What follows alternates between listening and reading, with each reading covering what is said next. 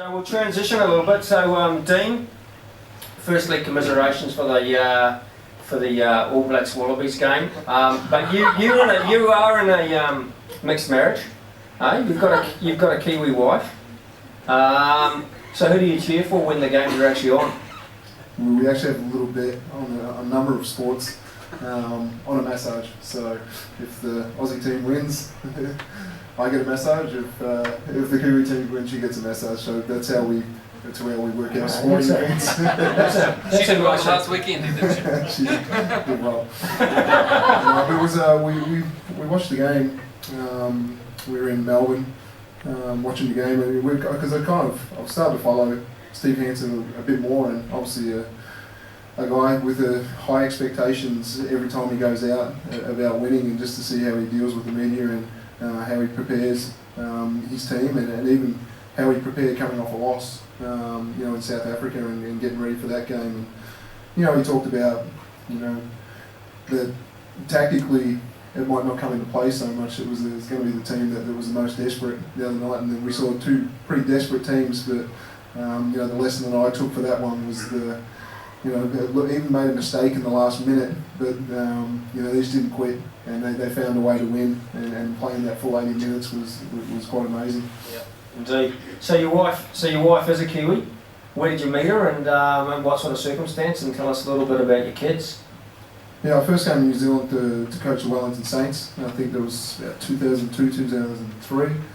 I was in a social group where I had a partner, and Christy had a partner down there, and she worked for Basketball New Zealand, and it was years later, and I kind of got to that stage in my life where I was like, I'm ready to find a wife. And I actually started searching a little bit, and I was like, I wonder what Christy's doing. We contacted her, and she was in London, and I was in China on a trip, and I was like, maybe I'll just go from China to London, and we'll meet up for a week, and it went from there.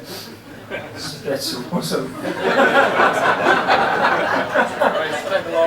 And you've got some kids together? Yeah, we've got two kids together, and I've got an older son who lives in Melbourne. Yep. So two girls, Jade and Georgia, 7 and 5, and I always remember Jade's age because it was the day before I coached my first Breakers game as an assistant coach 7 years ago, and so I always it's an easy one to remember. And my daughter Georgia's turning 5 tomorrow, and so she's off to school, so she was getting excited at home with her uniform sitting out on her bed, and so a nice little stage of life for her. That's awesome. That's awesome. So just in case somebody may not know, you're the head coach with the Breakers, second year in. Yep. We talked a little bit earlier on about what doesn't break you makes you stronger. Last year, not the easiest of years, a challenging year coming in. How did you find the year, and then how did Grant around help out? Sure. Or did it not help out? Was he the reason? I was, obviously, you feel like after you've been the assistant coach for the 6 years, and you won 3 championships here, and I won a championship with Melbourne over there, and I'd been to Singapore before I actually came to New Zealand. So I travelled a fair bit and really found a home here. It's the longest place I've lived in about 20 years, I think, and taking coaching jobs around different countries and different parts of Australia, and then to New Zealand, and coming off 3 championships, you kind of thought, well, obviously the expectations are pretty high. No team had ever won 4 championships in a row, so there was the end goal there. But we lost a lot. Lost a lot of great leaders on our team over a few years as well, and Dylan Boucher was, certainly an influential figure in both on the court and off the court about binding our team together. And we lost 8 games by under 5 points, and we had 11 wins, and we just needed 3 or 4 of those to go our way down the stretch, and we would have been a playoff team and still challenging. I think we won the first game by 25 points or something that year, and you get that thought, well, here we go again, we're going to kind of roll on, and then I think we lost our next 4 in a row, and at that point it was tough. It got really tough for me, and I was like, wow, this is a much different job than being the assistant coach, where you don't take the pressure of it at home every night, and you don't wear every loss, and So yeah, really, I sat down with Paul and Liz after that one. I was like, wow, how do I get some of this burden away from me, and they discussed a few triggers, and then I went and sat with Grant, and we talked about the big one that came out of that was, Dean, you're allowed to have some time to be grumpy, but you've only got, with 24 hours we kind of sat down, wasn't it? So you can be frustrated with the loss for that period of time, but then as soon as that time period's over, you've got to refocus and start moving forward and get the plan about how you get better for the next game. And so you don't allow yourself to have 4 losses again. And that never happened again for the season. We lost 2 in a row, I think, but we never ever lost any more than that in a row. And so that was a great lesson for me about, yep, I'm allowed to be grumpy, but you got to get over it quickly. And the challenge, and what I learned this year, coming off that year, is part of it was fear of failure used to drive me a little bit. I hated to lose, and I really feared not winning, and but that didn't work for me so well. And so this year it's more about the only thing I fear right now is not making my players better. And so if you wake up every day and how do you make your team better? How do you make a player better? And that's what we try and do together. We try and find different ways to make our group better, and it's a much better approach, and it's a much it's a better way to be able to deal with a loss as well, like we did on Sunday. We had 2 great wins to start the season, beat Perth in Perth, which is very rare for our club, and then had a 20-point win at home, and then suffered a 20-point loss. So it's a roller coaster, and our season's very condensed this year. We're fitting 28 games into 20 weeks, and so you haven't got time to I think I've cut down to 12 hours this year. I'm getting better and then to go and move on. And so yeah, that was my big lesson for coming out last year. That's awesome, Dean. That's awesome. I was actually heading to Taupo last weekend for a football tournament, and I stopped in Hamilton. And it's not unusual for this sort of thing to happen right there in the sports shop in Hamilton. There was one guy buying something in Hamilton, not in Auckland, right? Not on the shore, but in Hamilton, buying something from another, and he was talking about the Breakers. And I couldn't help but eavesdrop. You guys have built an awesome culture, and you've got a model in sport that I think every other sport actually envies. You do such a fantastic job. So you guys are onto a good thing, an excellent thing. So Grant, we'll go to you now. We'll give you a shot. Full-time pastor, just a wee church. I didn't probably talk about him enough. Okay, you just take it. One of the other things, Grant's, one of my first involvement with Grant was with Andre, and it was one of the things in the post-season review. It was like, he used to ask about all the support staff to the players, and then it kind of like, did you use Grant this year? A player might say, yeah, no, but if you had the need to, would you? And everybody said yes. And I think it took a couple of years for him just to be around it and to gain that trust. That certainly last year when he was heavily used, and this year again, and it's been heavily used, and there's just a greater trust from all our players. And I think that's one of the best things, that just him being around has really helped our environment. And then for me, the off season now we're starting to work on leadership together, and we're working through a book together on leadership, and he's just done personality profiles of our players, and we're sitting down and we're having chats about how can we just coach everybody a little bit better. And so it's gone to the next level right now, and looking forward to see where it goes from here on in. Yeah, that's fantastic. One of our banners over there says presence, all that you are and all that you have to offer, and I see that that's really been Grant in the club, more and more.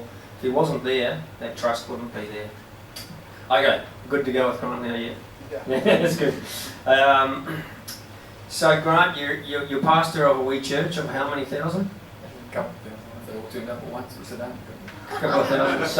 So why did you prioritise doing something when you're so busy within the context of the church? It was a funny story really. I can't even remember how we met particularly, but we've only been in Auckland just 6 years this last weekend, and it wasn't long after that you were talking to me about sport chaplaincy. In fact, one of the first things that we did as a family when we shifted to Auckland was come to a Breakers game, And we had our daughter's 21st birthday 2 weekends ago, and I pulled out this photo as part of that, which was a photo I took first week we'd been in Auckland, and we take this picture of our family at a Breakers game because all my kids play basketball, and I've coached all my kids at basketball, and so we love basketball. So coming and living in the North Shore, I remember thinking when we arrived here, this is where the Breakers are. And so we started going to Breakers games. Got this picture of my son, who was 13 at the time. It's a great photo for our family because somehow along the way he had a Spates can in his hand when I took this photo. He was only 13. A, it was Spates, and B, he was 13. And so not long after that, Ross was talking to me about this opportunity to be involved with the Breakers, and I was like, yeah, if that comes off, that'll be awesome. We love basketball. I love people. I'm a people's person. I hadn't heard of sport chaplaincy before, so it was kind of this approach of, if that comes off, that could be really interesting. I didn't know what it involves. I had the meeting with Paul and then with Andre, and it kind of happens. And my little story with chaplaincy is that, in fact, it's not my natural tendency. I kind of have a love-hate relationship with chaplaincy because chaplaincy is a ministry of presence, no matter what form of chaplaincy you've done it before. And when I was training to be a pastor, I did hospital chaplaincy for a summer. I just hated it. I hated just having to rock up to people and kind of say g'day. And so chaplaincy, even in the early days of the Breakers, was like, I had to go down to their base, this Snatless base around here, and it's like, as I was driving, I was like, man, I wish I had something to do. I'm a task-focused person, I want to do something. So I walk in there and I kind of just hang around, and in my heart I'm going, I hate this, what can I do? Can I do up your shoes? Can I do towels? Can I do anything? And it was always a sense of, no, Brian, this is about ministry of presence. And I guess like Dino said, a couple of years, relationships get built, and I'm a talker, so I don't mind talking to people at the same time. And just kind of developed from there. And so for me, I've always felt it's my great personal challenge. I love doing stuff outside of the church. I haven't always been a pastor, I was a banker, so I sort of come from outside of that.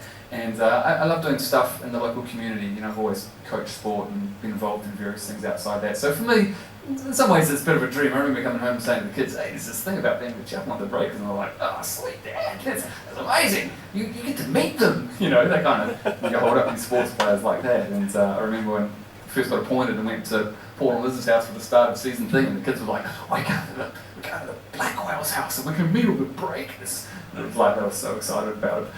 But you get to meet them, and you're all just people putting your pants the same way.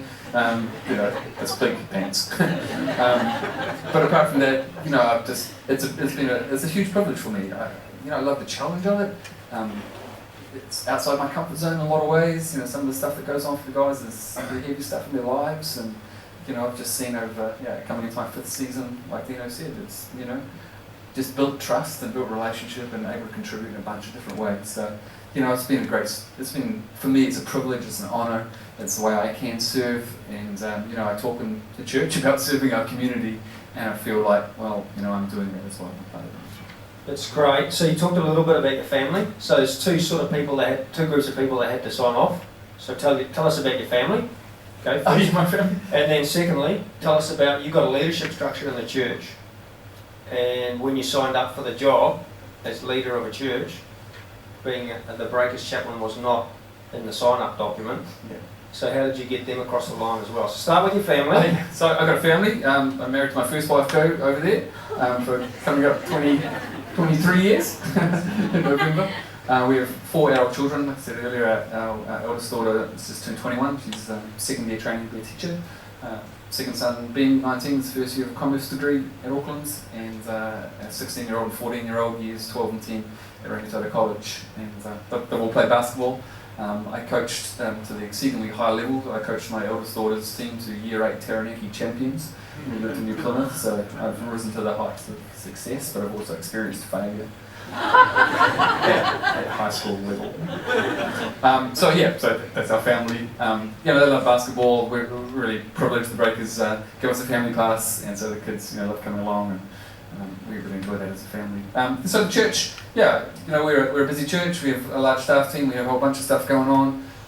But when I approached that with the leadership of the church, it was like, hey, here's an opportunity that I want to be involved in our local community, because it's easy when you're a pastor to just become so absorbed within the life of the church, and I could do that easily. I could devote all my life to the life of the church, but I'm a believer in being balanced, and I like to be involved in stuff kind of outside of the general running of the church. And so that kind of is part of me. So when I approached it with the leadership and said, there's an opportunity for me, and they said, yeah, we'll just treat that, whatever time it takes. And one of the joys really of being a pastor is in some ways you're the master of your own timetable, your own diary. So with the Breakers just being around the corner, I can slip down there most training days, and it might only be half an hour, 45 minutes, but it's a 2-minute drive for me. So it's not in some ways it's not a whole stack of time, although it has got busier of late. I've just come off a 10-week sabbatical, so during that 10 weeks I was kind of almost working for the Breakers, which was kind of cool. So yeah, it amalgamates into our life really well, and so yeah. That's awesome. You're doing a great job. Last question. So in Australia, we've talked about their numbers.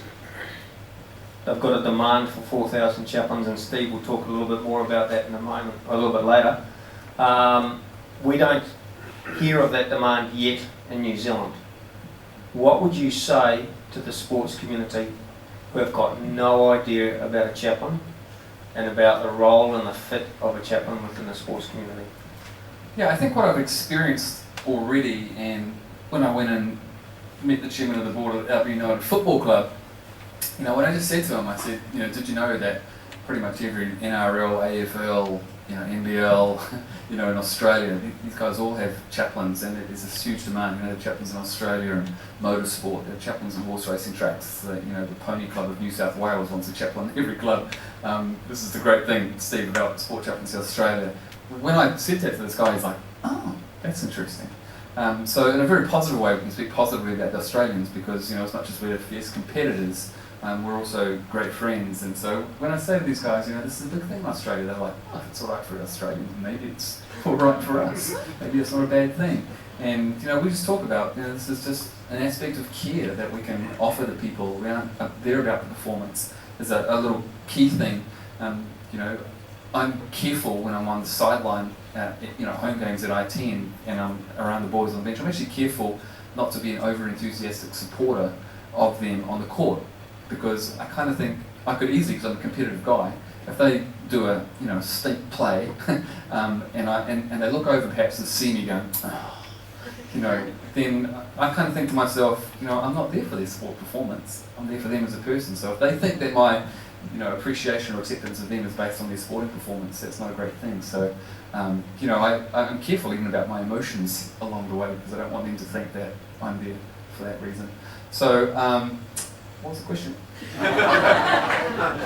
It's about the fit, and what you'd say to sports. Oh, yeah. So I talk to people, and I'm happy. I feel that's something that I can contribute as well. I say, it's about caring for people. I'm not paid by the club. I'm independent. I don't have to report through management or ownership people, and so to players, I'm somebody that they can talk to, and perhaps they can't talk to anybody else. So the independence, voluntary, and we contribute, can be part of the cog. And even we're doing some personality work like now at the moment, and I say to Dan, I said, this isn't the answer to everything, but it might be 1 or 2%.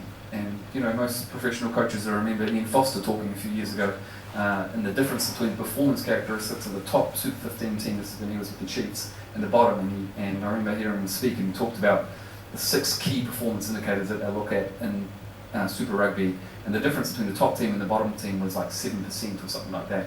And so, and I think at the Breakers, you guys often talk about, this might make a 1 or 2% difference, but if you get 2 or 3 of those things together, that could be 5-6%. So I say, chaplaincy is not the answer to everything, but it's a cog in the wheel, and it might make a difference in a little way somewhere along the way and contributes to the bigger picture. So yeah, it's a good cog in the wheel. That's awesome. Thanks, guys. Let's give them a round of applause.